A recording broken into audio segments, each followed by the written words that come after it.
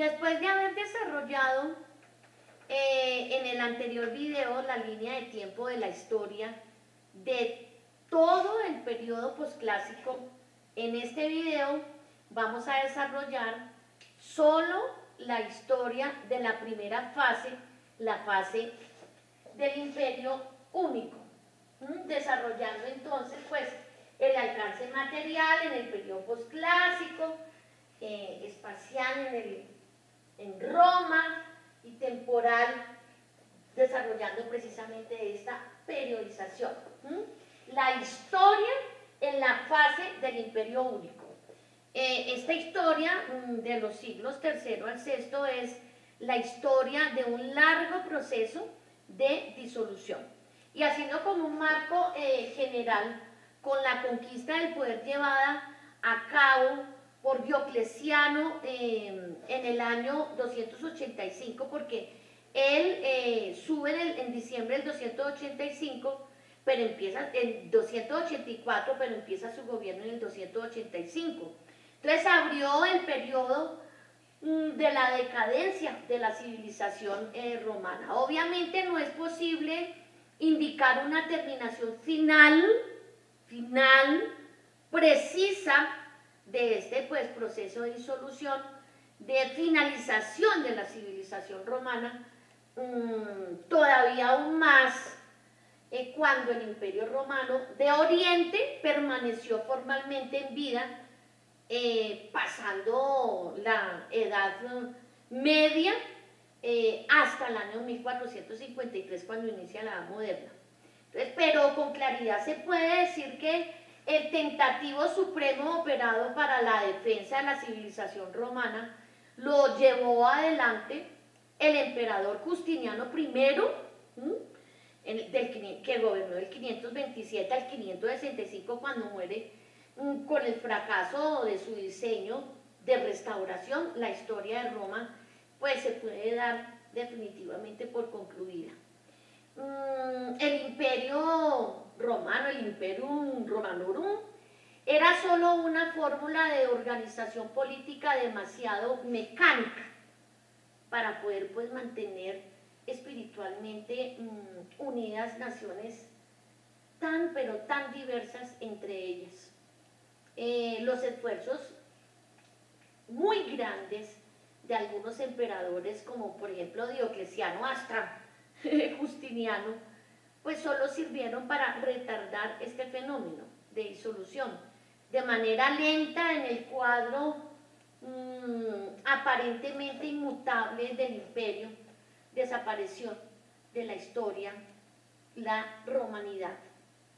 Invadida, absorbida por las civilizaciones extrañas pero tan vecinas como los llamados bárbaros, que es mejor decir germanos, porque no hablaban el latín ni el griego. Entonces, esta es nuestra fase, la fase de Imperio Único, que tiene un marco. Entonces vamos a colocar 285 con Diocleciano, primer emperador. Y va hasta el año 395,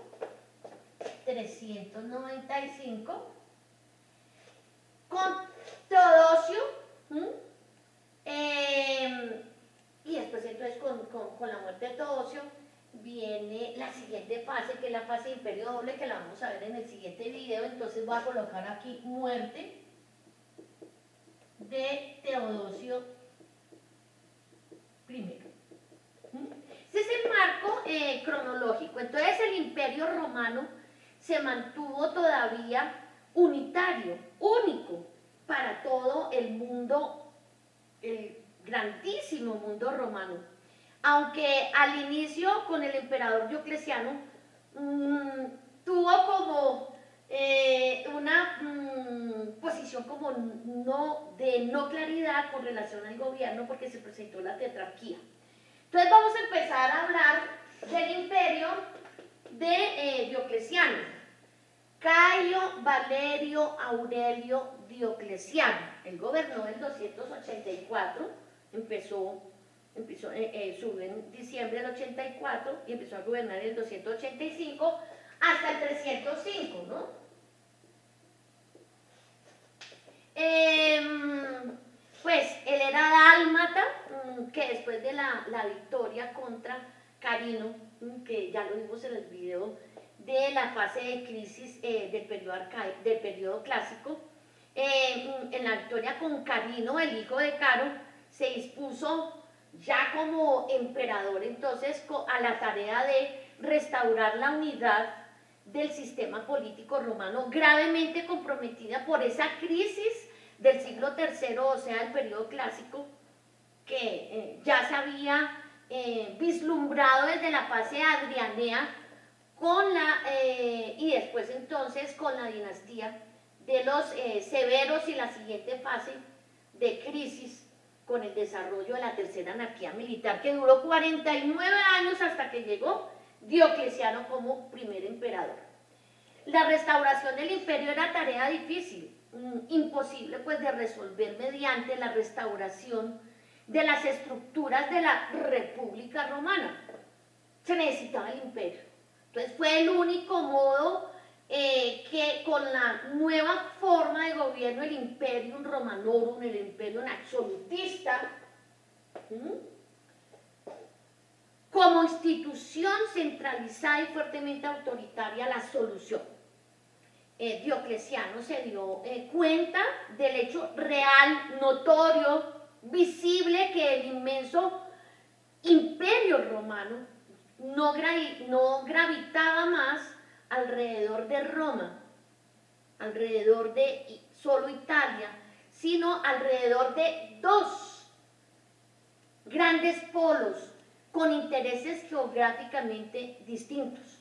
Pues de un lado las provincias occidentales, con todos los peligros conectados a la constante presión de las poblaciones germanas, entonces Roma, Italia, y del otro lado las provincias orientales, con todas las inquietudes derivantes de la dificultad de asimilación de la civilización romana por la influencia de la cultura griega, bizantina, es decir, ese fenómeno de la helenización. Entonces, Occidente y Oriente palpitando fuertemente para conciliar la exigencia de la unidad del imperio con la necesidad de decisiones rápidas y de prontas intervenciones en los dos extremos de esta vastísima extensión territorial. Diocleciano creó y actuó un sistema de gobierno en el año 286, miren, un año después, ¿no? Entonces, 286, la tetrarquía, como su nombre lo dice, la etimología, gobierno de cuatro. Entonces, la administración del imperio por parte de 2 Augustos y 2 Césares. Entonces, vamos a colocar aquí 2 Augustos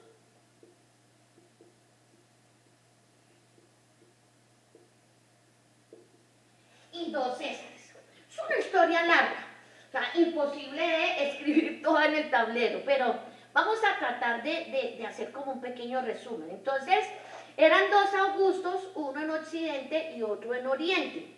Diocleciano y Marco Aurelio Maximiano, conocido más como Maximiano, quien Diocleciano escogió como su colega, pero quiso pues darse una preeminencia honorífica y se atribuyó el título de Jovius, cielos, divino, frente al título inferior de su colega Hércules. Y en el año 293 se escogieron 2 Césares, sus respectivos colaboradores y sucesores, que fueron Galerio y Constancio, que va a ser el padre de Constantino. Entonces, Valerio, ¿sí? Cayo Valerio Maximiano, era colaborador y sucesor de Diocleciano, y Constancio Cloro era el colaborador de Maximiano. En realidad, pues este sistema de la tetrarquía pudo funcionar gracias a las relaciones de amistad y confianza que unían a Diocleciano y a Maximiliano.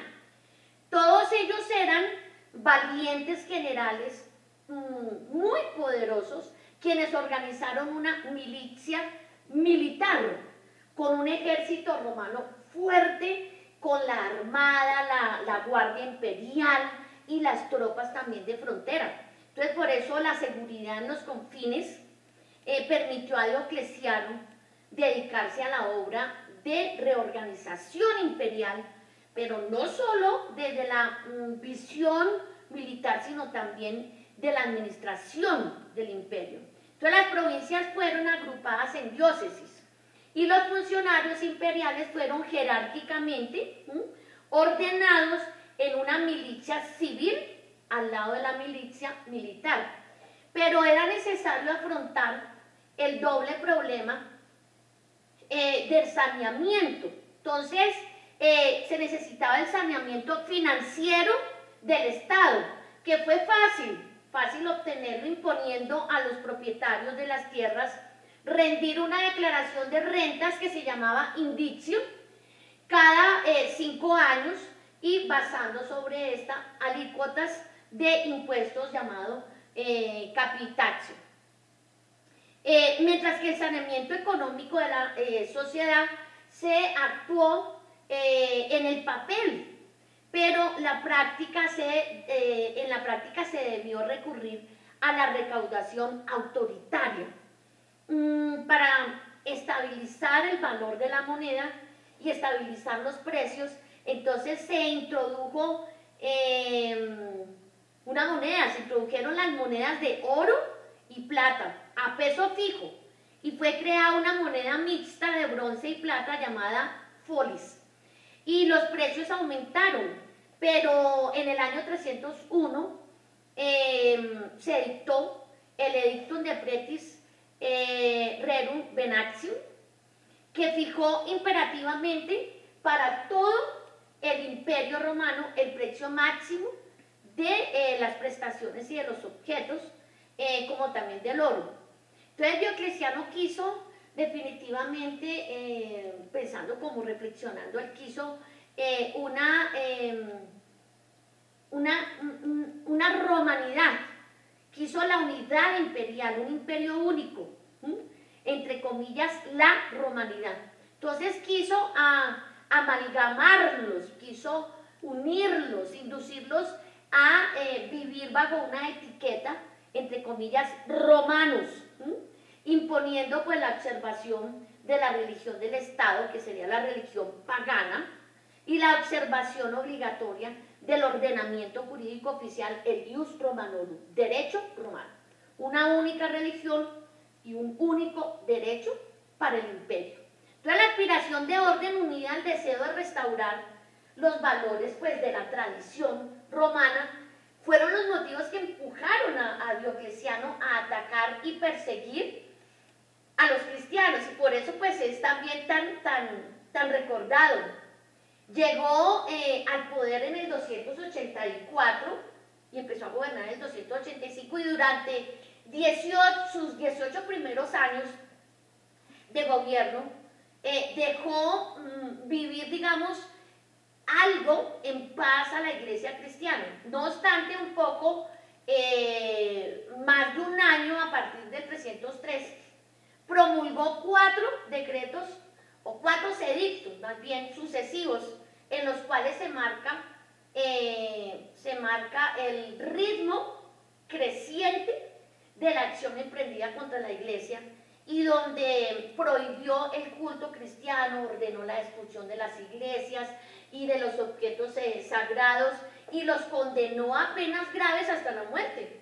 Entonces su primer edicto fue en el 303, vamos a colocar aquí 303. Edictos contra cristianos. Entonces, en el primero ordenó la destrucción de los lugares de culto y de los libros de las Sagradas Escrituras, y la privación de derechos civiles a los cristianos. Y así hasta que finalmente en el 304 extendió la obligación de sacrificar a todos los cristianos. Entonces, pues, por eso es que está recordado Diocleciano. Bueno, Diocleciano dio prueba de una sustancial tenacidad y de cumplimiento de propósitos y objetivos, a tal punto que en el año 305 abdicó e indujo a Maximiniano, su colega, a hacerlo de forma contemporánea. Entonces, Galerio y Constanzo pasaron a ser augustos, y como césares, los escogidos fueron Valerio Severo y Maximiliano Daia. Entonces, pero el sistema de Diocleciano falló. Cuando en el 306 Constanzo murió en York y su ejército no reconoce a su sucesor, o sea, a Severo, y aclama como emperador al hijo de Constanzo, a Valerio Constantino. Pero también se proclamó emperador al hijo de Maximiliano, Marco Aurelio Valerio Macencio. Entonces, pero todo esto se hizo por eso, más bien, se hizo necesario convocar a una conferencia en Carnatún en el año 307, donde entonces se ponen de acuerdo y nombran como Augustus a Galerio y Licinio, y como Césares a Constantino y a Daia. Y en el año 311, pues muere Galerio, y la situación se convirtió, pues, nuevamente muy crítica, en dramática. Y quedan 4 personajes que se dividieron en 2 grupos, Constantino y Licinio de un lado, y Macencio y Máximo Daia del otro lado. Pues los primeros, Constantino y Licinio, derrotaron a los segundos, o sea, Macencio y a Maximino, y en el año 312 y 313 quedaron entonces como únicos emperadores del imperio, o sea, patronos de la urbe romana, Constantino y Licinio. Entonces voy a colocar aquí, ¿cierto? 312 y 313, Constantino y Licinio. ¿Por qué quiero colocarlo? Porque vamos a aclarar con relación al edicto de Milán. Entonces, y quedan como patronos. Y entonces, antes de que Licinio pues desaparezca, se va a decretar el edicto de Milán. Pero quiero que empecemos entonces a desarrollar el imperio de Constantino. Entonces, ¿cuándo ocurre esto? ¿Cuándo llega Constantino realmente? O sea, cuando dicen, bueno, Constantino va a ser uno de los césares, es en el 306. O sea, él inicia su vida política como tal, es en el 306, y va a morir en el 337. Entonces, pues la buena armonía entre Constantino y Licinio no era así como tan segura, sino que se basaba en el hecho del matrimonio de Licinio con la hermana de Constantino. Pero esto no duró mucho. En el año 314 empezaron las discordias. O sea, antes de eso, ¿qué pasó? En el 313, voy a colocar aquí, 313, viene el edicto de Milán.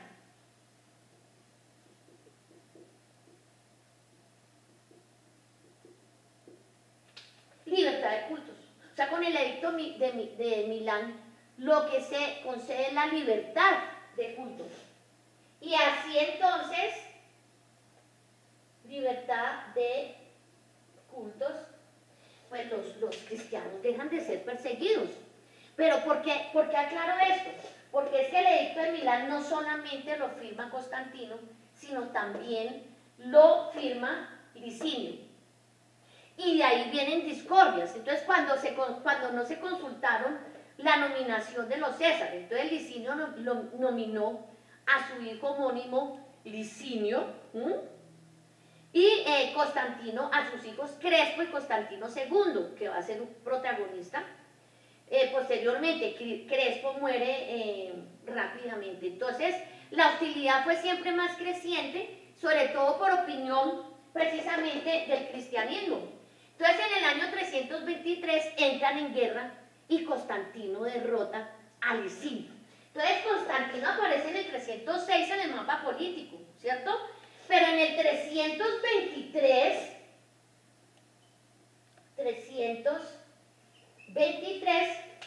es que Constantino derrota a Licinio y empieza entonces su gobierno. Constantino cubrió solo el imperio desde el 323. Entonces voy a colocar aquí Constantino.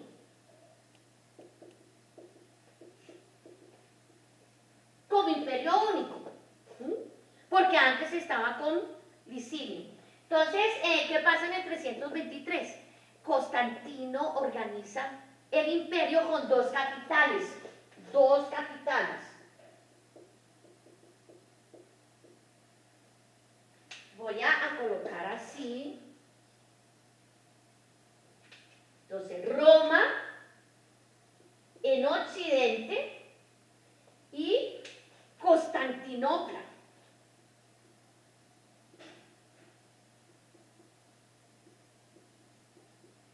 en Oriente. ¿Y dónde sale Constantinopla? Pues Constantinopla de lo que antes, de la antes Bizancio, de lo que era Bizancio. Pero Constantino faltó visión, porque pues yo nunca he oído hablar de civilización constantinoplés, cultura constantinoplés, arte constantinoplés, arquitectura constantinoplés. Todos sabemos y hemos oído hablar de la civilización bizantina, el arte bizantino, la cultura bizantina, la arquitectura bizantina, la música bizantina.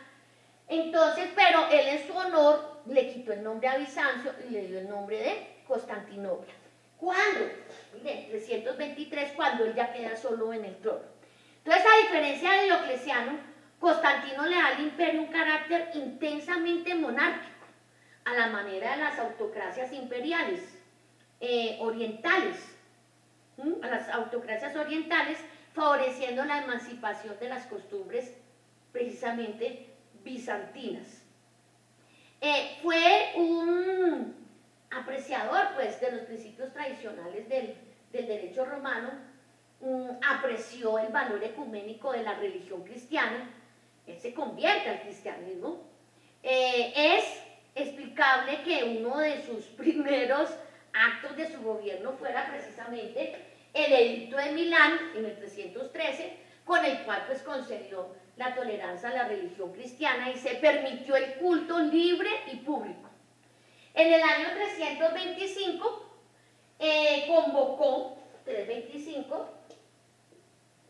convocó al concilio de Nicea. Entonces, concilio de Nicea.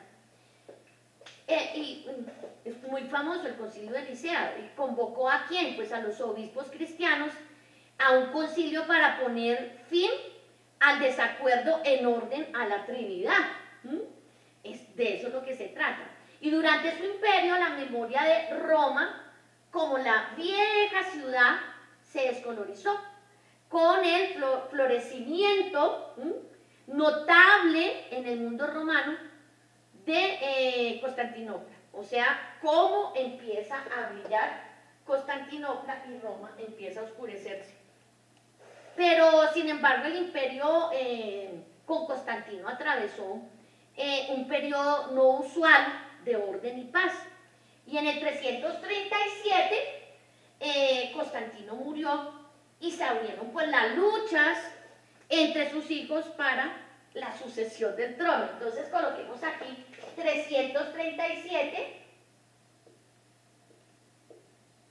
y aquí luego muere Constantino.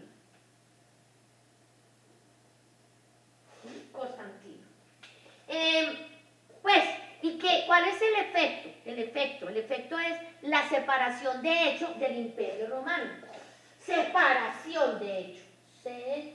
Separación de hecho. no es oficial, es de hecho. Se da la separación entre los hijos, ¿sí? Entre los hijos de Constantino. Entonces vamos a hacer la proyección. Entonces voy a hacer así.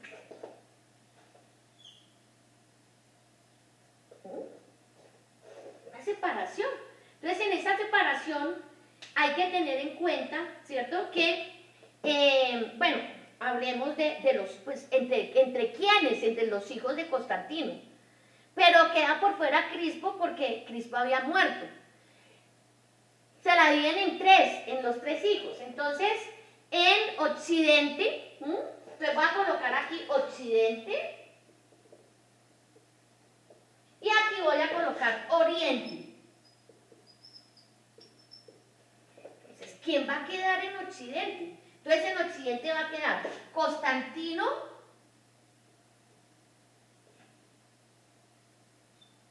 segundo.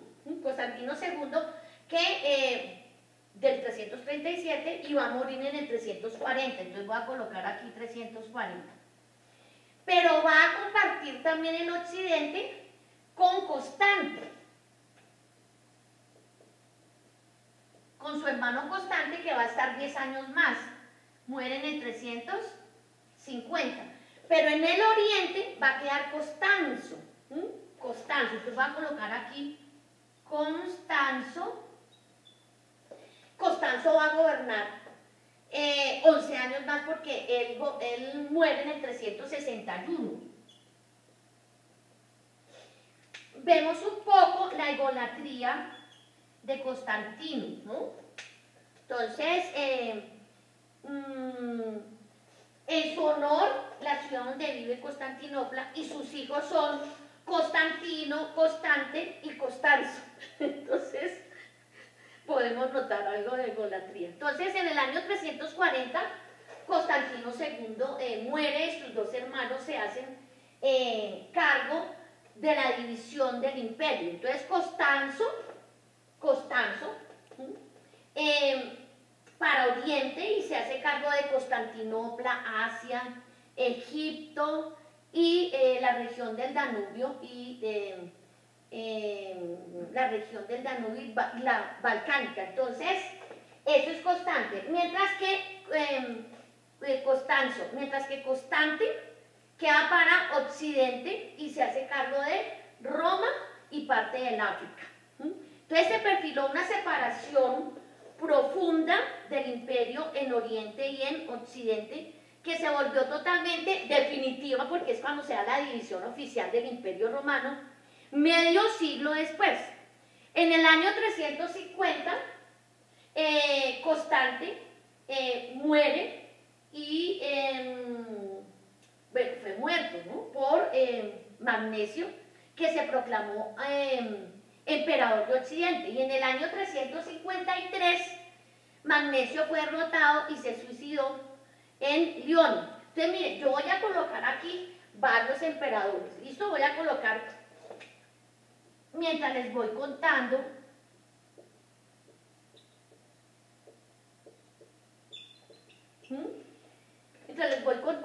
Entonces Constanzo permaneció solo en el imperio romano de Oriente y parecía que habían regresado nuevamente los tiempos de tranquilidad, de paz que había dejado Constantino I el Grande, o sea, el padre. Pero se presentó una situación diversa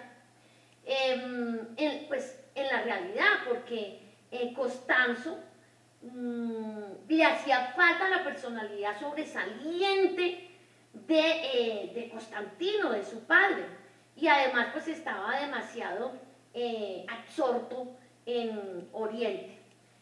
Nombró a un César y escogió a un sobrino, que es Flavio Claudio Gallo, con sede en Antioquía, o sea, en Oriente, y en el año 354 le chocó su independencia, su excesiva independencia, y obligó a Constanzo a hacerlo decapitar, y lo sustituyó con otro de sus sobrinos, Flavio Claudio Juliano, con sede en Tesia Galia, o sea, en Occidente, en París, quien se volvió muy útil para la defensa de Occidente, pero en el año 360 se hizo aclamar por las tropas emperador y se demostró rival terrible de su tío Constanzo. Y en el año 361 Constanzo muere y, de una enfermedad en Cilicia, y entonces quedó Claudio Juliano, que va a gobernar del 361 solo 2-3 años hasta el 363. Él tenía 31 años, se dedicó con entusiasmo a la obra de la restauración, más con un regreso a las ideas de Diocleciano que a las de Constantino, o sea, a la persecución de la religión cristiana. Así lo que ya antes parecía la triunfante religión cristiana se vio relegada oficialmente al segundo plano frente a los cultos pues, de la religión del Estado, que era la religión pagana. Esta actuación pues se valió que a él se le conozca con el epíteto de Juliano el Apóstata, quien en el año 363 murió en batalla. Y fue el inicio de la definitiva descomposición del imperio. Entonces las tropas, empieza como una ficticia anarquía militar. Las tropas aclamaron como emperador a Flavio Gioviano, que gobernó del 363 al 364 y murió. Entonces las tropas volvieron y aclamaron como emperador a Flavio Valentiniano, que gobernó del 364 al 375. Y le dieron en Occidente a su hermano Valente, Flavio Valente, que gobernó del 364 al 378 en Oriente. Entonces vemos a Valentiniano en Occidente y a Valente en Oriente.